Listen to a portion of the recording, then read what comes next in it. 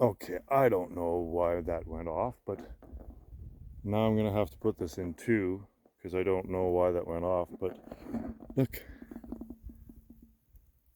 there's a deer right there. So cool. Let me make. Yeah, there it is. Hey, buddy, or lady, I should say. The guy has really big antlers. He might pop out of here too, as long as the bear doesn't pop out of here. So apparently this maybe turns off on its own after a while. I don't know. Anyway, this might have to be in many parts. All right, so, oh yeah, so getting back to the environment. So only 20 years ago, the amount of excess energy that was being absorbed into the oceans, okay, because of climate change, was 400,000. Oh, was it? I think it was 400,000. Oh, I got to get this right. 400,000 Hiroshima-size atomic blasts. I want to say every second, but if you're doubting me, you can look it up. So every second or every minute, I believe. And now, 20 years later, the excess energy that's being absorbed by the oceans is twice that. 800,000 Hiroshima type bombs. That much energy is being absorbed into the oceans. I want to say every second. But even if it's every minute or every hour, that still, to me, is mind-boggling, right? It kind of puts it in some sort of perspective. So this used to be water, right? And I'm just walking through it. No bears in here, right, guys? No bears. Yeah, so this grass is 7 feet tall. Ah! Holy cow! Oh, that actually went up into my freaking eyeball. I'm serious. That's crazy. I gotta wear my safety glasses to walk through this grass. That's happened to me once before, but I've walked through a lot of grass before, and that's crazy. Okay, so when the El Nino keeps developing, that's going to be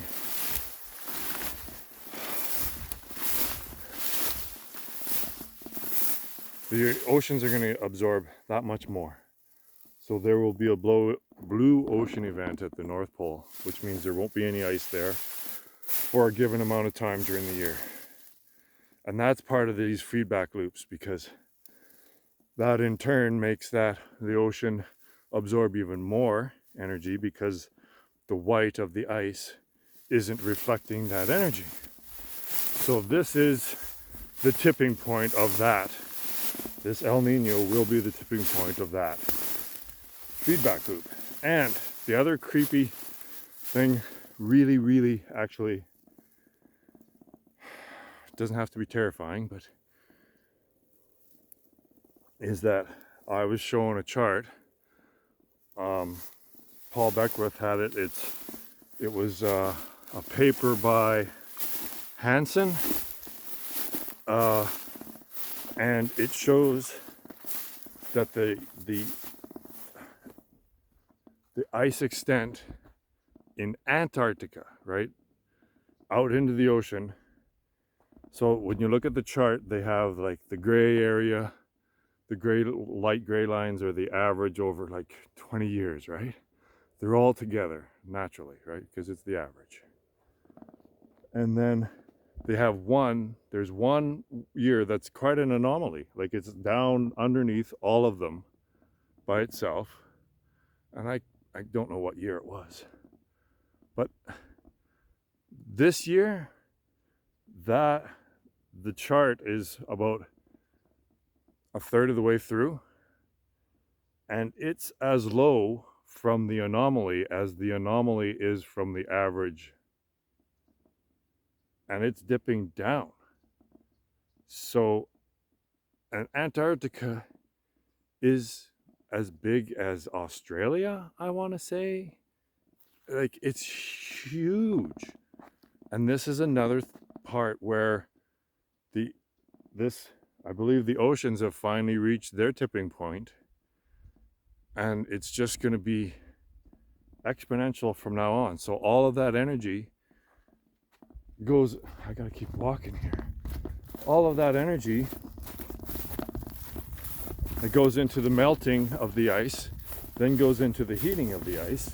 And again, if you watch a video on what happens to the temperature of the water after the ice is gone, then you understand that it's probably gonna anyway. So there's that much more energy into the atmosphere and into the oceans. So that means that all the hurricanes and these atmospheric rivers are going to be more and more intense. So everything, yeah. And to make it more specific, these floods in China. So it's wild that more people aren't aware of how close we are to civilization completely breaking down. I believe that 2024 will be the beginning of civilization breaking down. All right, so I walked right past, I'll show it on the way back, but here, so back in there, that right there is another mound of this magic soil that is just sitting there undisturbed. So what's happening here is that this is the opposite of what's going on. This Moksha Farms, as Paige and I have called it, Moksha Farms is the opposite of that. It's the yin to the yang that is happening. Because I'm just overflowing with abundance here. This entire place is a miracle to me. And this is my favorite place, my favorite spot, I think.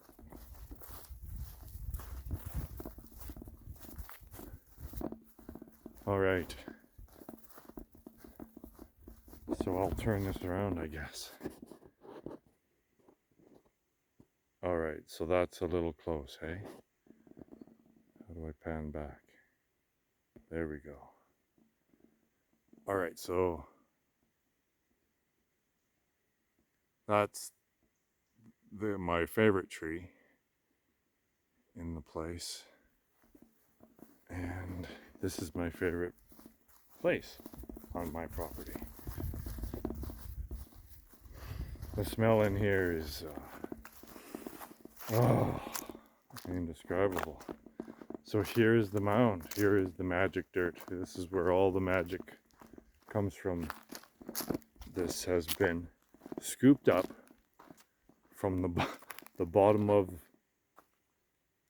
it probably made this very small pond type sloughish thing that we're going to be looking at.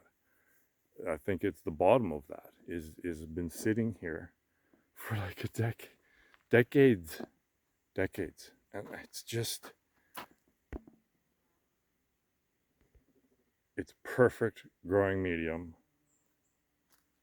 And I dug with the tractor. I dug straight through, like Moses parting the waters. And I was gonna put a swing in here so we could hang out and just chill in all this life. And then I went all the way through, and then I chainsawed this open. No bears, right? No bears in here. And then, yeah, so this is even lower than I was when I was here a week ago. It's lower already. So, wow. But this is part of the magic. This is what makes this place magical. Look at the size. Look at all of this this perfect growing medium. I've used maybe half of it thus far.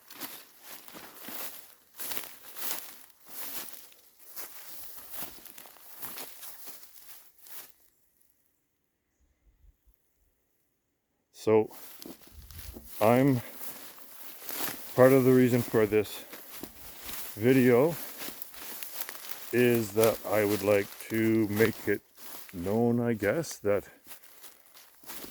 Paige and I have decided to kind of open it up to let people know that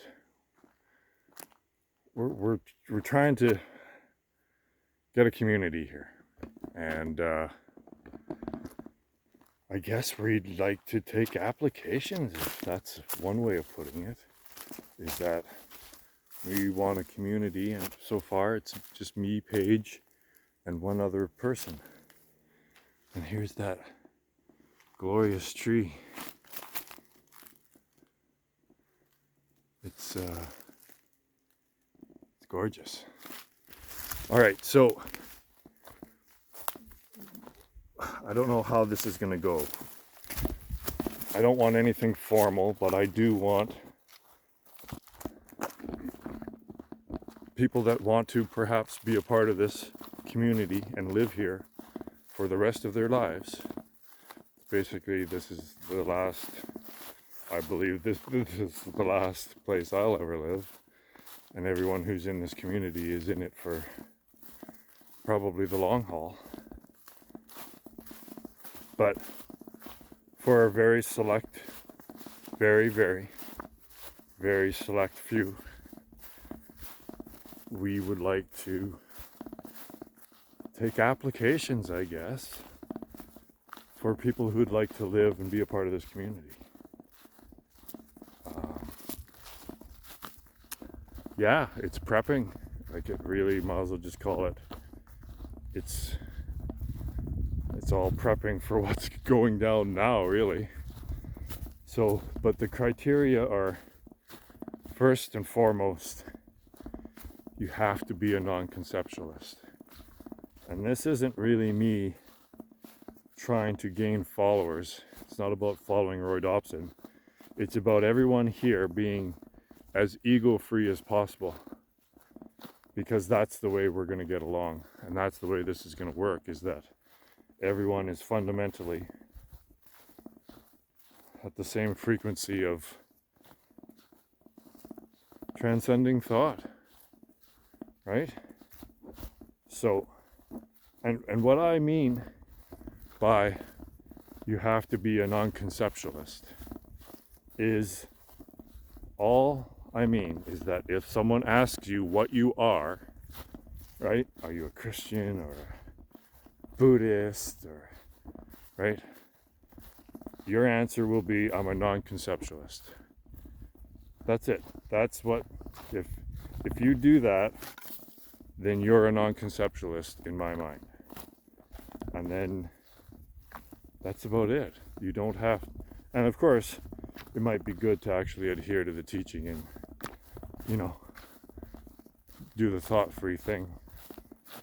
Okay, so here's where that first pile of the magic soil was. So this area was 30 feet, 38 feet round, perfectly round, basically. And it was about, yeah, I took the whole thing, I believe, if I can remember correctly. And that's what built what I've got built so far. And also some from the big one there. All right, here I go through the jungle again.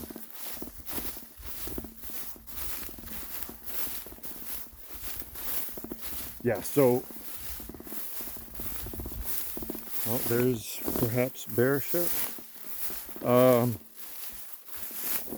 2024, yeah, so this is when the actual reality of what's happening in the world catches up with the finances.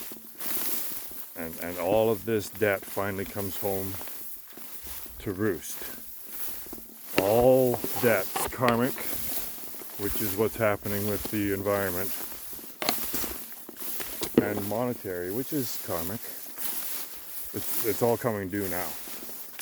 And eventually what's going to have to happen when society's breaking down and the food prices just keep going up and up and up and up. See, it doesn't matter how much other things deflate in price,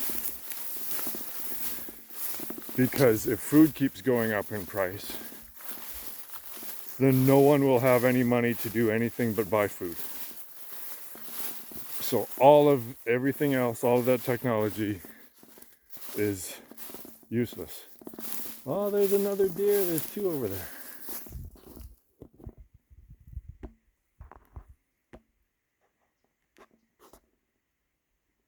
A little bit interested.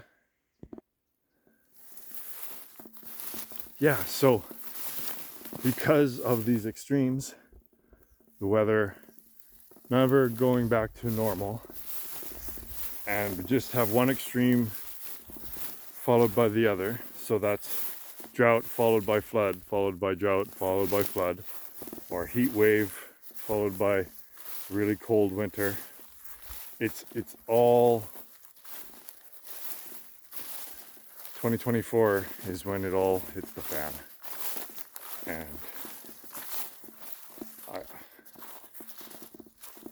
so you should maybe, if you're interested in this, you should. Oh, there's the cable. I knew it. Yay, I did leave it here. I thought that I lost this cable. And then, oh, someone stole it. No, Roy, you fucking forgot it again. Yeah, so all these trees are falling over. Yeah. So what's been happening last winter is that like 7 big trees fell down in here. And that's what I took for firewood, right? Like whatever. I still have to pull a lot of these big trees out. And yeah, so this is the kind of work I like. Just grunt work. Like just cutting trees and hauling wood. Like literally, I literally cut wood and carry water here. Chop wood and carry water. That's literally what I do. Okay, so there's a big ass tree that needs to come out and put in my furnace. And then that one was hung up on these trees. So I had to be fancy and found a way to get it down without killing myself. And it's like another 60 feet. Yeah, it's another 60 feet down in there. It's going to be fun getting it out. And then these ones, I would imagine, yeah, there were two more that fell down in there. And one is still, yeah, they're still sitting there waiting for me to pull it out with that cable. So, and I would assume that these are going to go next. Like this winter, I think that whole jackpot's just going to go. It's just going to get pushed over, and that'll be my next firewood project, I think. But we'll see what nature has in store. Okay.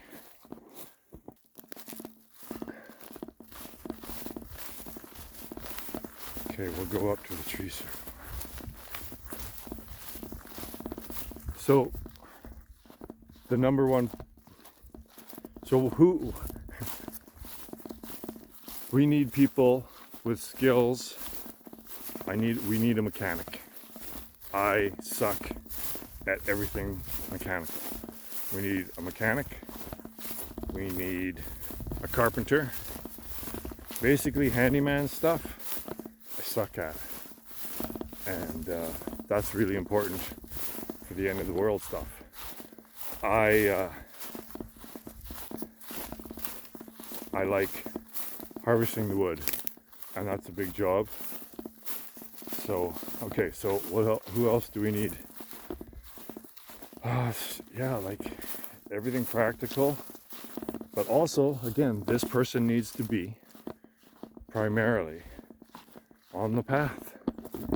It has to call themselves, if you will, a non-conceptualist.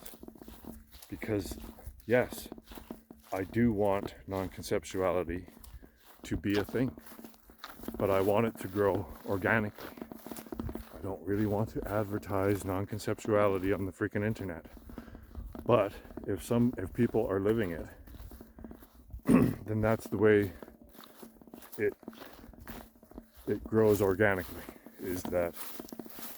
But it has to be something, right? Someone has to say the word non-conceptuality to someone else in order for it to spread, for the message to spread. So yeah, so here's where memories. Here's where the very first year I was here, I got the truck stuck. This was all water. See, again, this was all wet and water and like a big suction cup. And that truck was stuck for months and months and months and months. And then I got that big white truck to come and pull it out, and then that truck got stuck. Yeah, that was fun. All right, so here's the tree circle. This is my second favorite place, I think, in the property. Haven't had many campfires because there's been a campfire ban because of the freaking wildfires. All right, so we'll flip this around. So yeah, the top of a tree decided to fall down in the wind from way the hell up there. Isn't that interesting, right? Like, yeah. And then this is the fire pit, and it's a tree circle. It's a circle of trees in a fashion.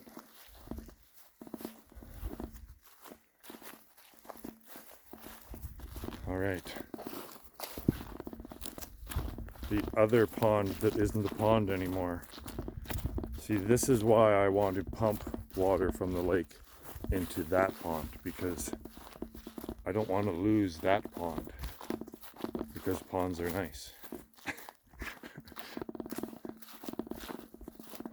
And that pipe that was sticking out of that one, I believe that I didn't put that in. I believe that could be used for a fountain or some sort of aeration. Maybe a person could actually be swimming in that pond someday. All right, so there's definitely bear shit. Definitely. Yeah, I didn't. Yeah, sure, we'll take you on the full tour. Why not?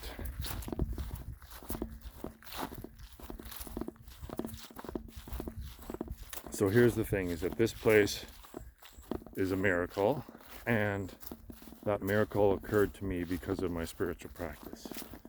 This is stuff has all been just revealed to me, and I just went, yeah. So I think that Paige and I together especially have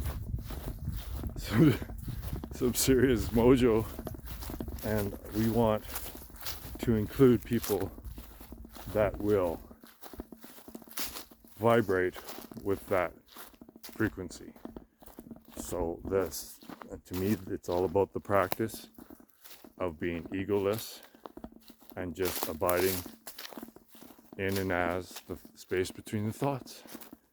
That's it. So if everyone that's here is doing that, then that will be our world. This is what quantum mechanics is saying. And when they say that the moon isn't there when you're not looking at it, they're saying that there isn't one objective reality. They're saying that there's many worlds, but the many worlds are all contained within this world. So our world would be moksha, heaven, nirvana, where the rest of the world, the rest of the people's worlds will be kind of the opposite of that. It's just the way things work, is that there will be an other to what's going on. Okay, so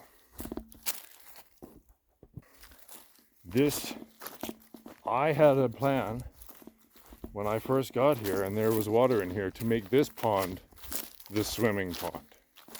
You know, put the fountain in it, and maybe someday, you know, we could get enough resources to make a swimming area out of it. And now look, I can just walk right through the middle of it, I think. Watch me get soaked. No, it's yeah, well, it's damp there. But again, like this, if we scoop this up and mix it up properly, that's more perfect growing medium for down the, right?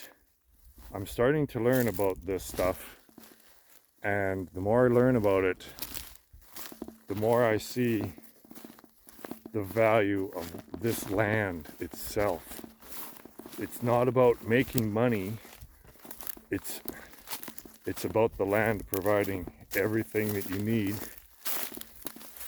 And with the excess of that, yeah, we can make money, but it's not about making money, it's about helping people, not gouging them.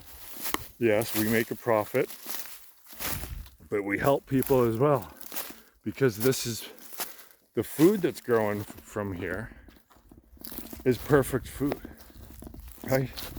It grows from the perfect soil in the perfect ratio that nature intended, because there's no monocropping going on here.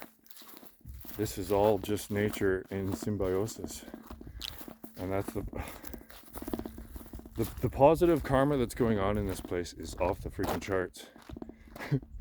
All right, so here is the landing strip. See, there's the windsock that needs to be badly replaced, but so this is my private landing strip. I'm not even kidding.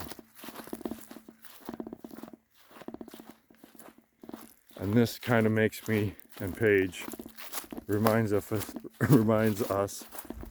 of home back in Saskatchewan, because this is a large flat expanse with no trees.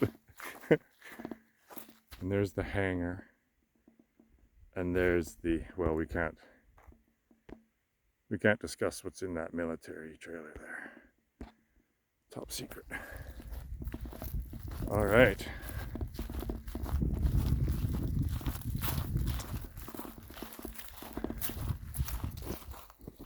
So, what other skills? Well, obviously, anyone with horticultural skills or knows how to raise chickens, or like more practical skills than technical skills. But yeah, and I'm not gonna lie, if you are like-minded and a non-conceptualist and you've got piles of money, well, that might be the resource that we want you for. Because if you've got piles of money, then you don't really need skills to help out, because we can just hire people for those skills, or just buy all the shit we need now. But again, you need to understand that the spiritual aspect is first, because if everyone's on the same wavelength, then it'll naturally the universe will provide for us. I believe this to be true. But if we get some people in here who are not on the same wavelength, that might screw up the mojo, right? So here's the shop. I'm not going in the shop because, again, top secret projects going on in there. And this is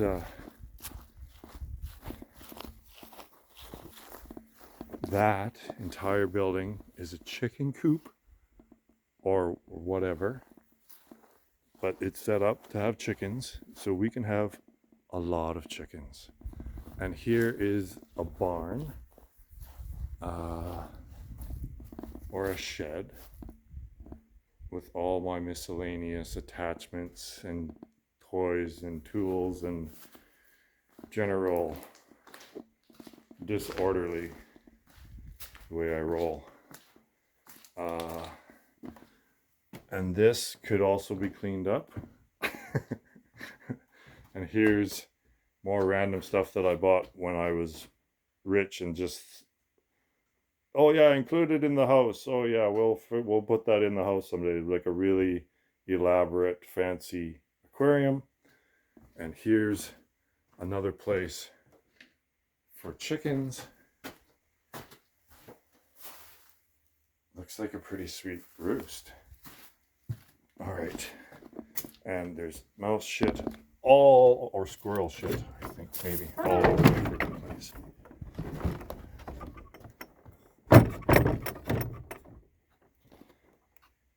All right, the greenhouse. So now we're at the greenhouse. And the greenhouse is in there, and there's the drip system. And tomatoes. Tomatoes look at the size of these tomatoes, of the tomato plants. Yeah, so they're big. And this is the 40 by 40 plot where we're going to grow spinach. So this whole plot is going to be spinach. I have to put the silage tarp on here to kill all these weeds and have it there over winter. And I'm drilling holes to put the deer fence around this. And there's my baby, my Lambo, my crypto Lambo, right? People were buying Lambos with their crypto. Well, this is my Lambo. And when I'm done with the auger, I'm going to put the backhoe on, because I'm going to show you the final thing to show you is perhaps the most exciting thing that's been revealed to me lately. Just the latest thing. After being here for 2 years, I figured out something else that is just shocking almost. So yeah, that's really cool. So if you're interested in living here, just throw me an email, I guess, at onesteppath@gmail.com, and give me your pitch, I guess. I don't know. This is all very awkward for me, kind of, but we want a community here. It's too big for just Paige, I, and our friend. It's too big for that. And yeah, to have a like-minded, spiritually based community, that would be the best, for sure. All right, so I'll show you the lake, because it's enough of me. Look at this.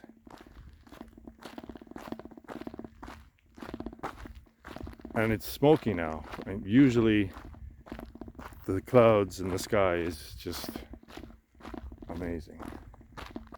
Oh, the neighbors are out. Oh, this is bad timing. I actually didn't want to talk to the neighbors. Oh well, I'll continue on.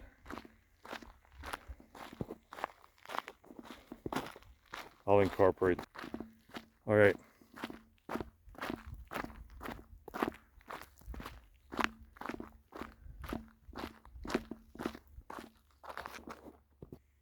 And there's our big rock.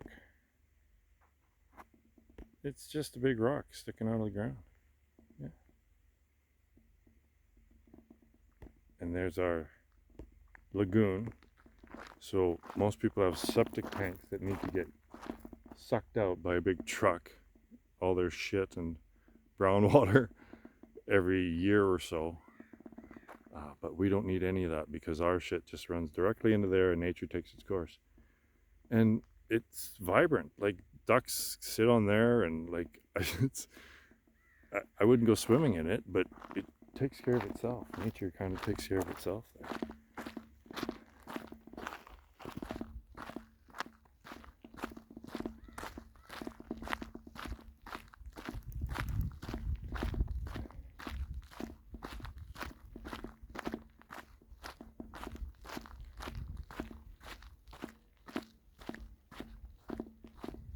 Okay, so this is the wrap up of the, I'm not going to go inside the house, but I'll show you the house.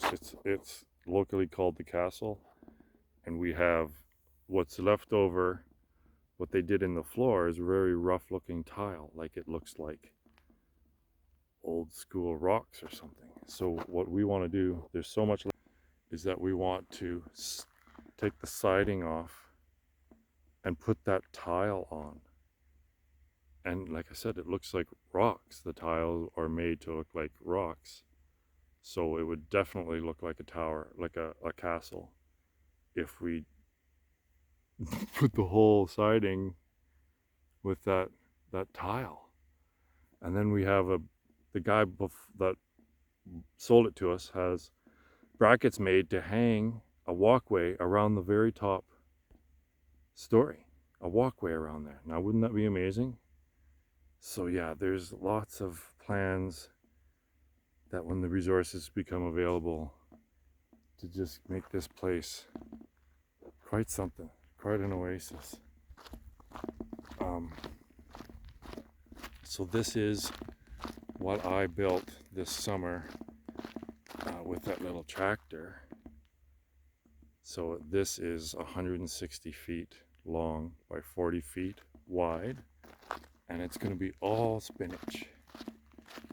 And that's what we're going to sell. We're going to sell freeze-dried spinach, and that's the plan for the farm. And we can maybe branch out later and make more stuff. But the spinach grows so perfectly that it's a no-brainer. It's the obvious choice. Hello, neighbors. I'm making a video, so I will visit with you after I make the video if you're still around. All right, so, and that's the garden. And the garden is just amazing. So the peas, everything's just massive and tastes delicious. And like the beets, I grew a beet last year that was the size of my head. Yeah, it's a magical place, man. Like life just, and this, everything that comes out of that garden is the best I've ever tasted. See, we've become so disconnected, and that's it.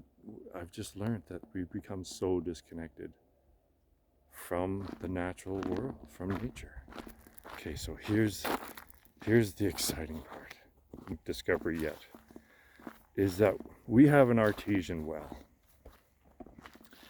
And I didn't really, I'm sure that when we bought it, the guy said, that's an artesian well. And we went, oh yeah, well that's cool. Not really knowing what that means. So what it means is that there's perfect water just flowing out of the ground. So there isn't any pump running for this water. It's just gravity fed. That's the pump house there. And I've just got a simple garden hose coming down to gravity feed it. And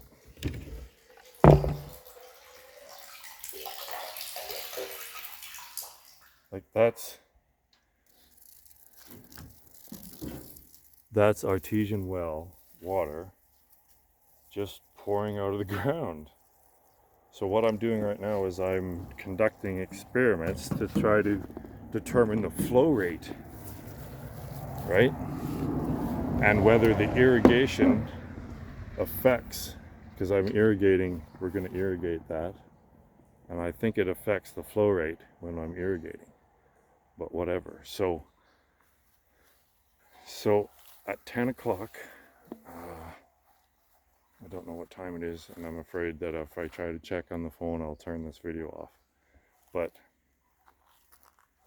at 10 o'clock, that was empty. And now, what the heck time is it? 1 o'clock maybe? I don't know. But, okay, so the preliminary results are